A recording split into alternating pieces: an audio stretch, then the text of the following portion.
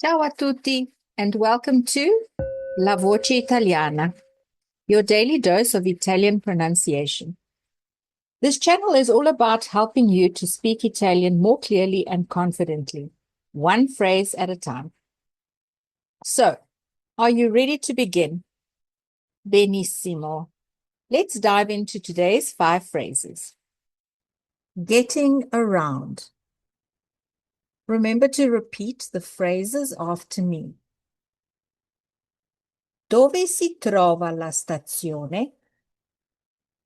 Dove si trova la stazione? A destra, a destra, a sinistra, a sinistra. Sempre dritto, sempre dritto. È lontano?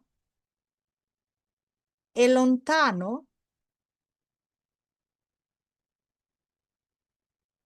Dove means where. So you can start your question with dove to ask for locations. Bravissimi! That's it for today. Daily pronunciation practice with La Voce Italiana. You've just learned 5 useful Italian phrases that Italians use every day.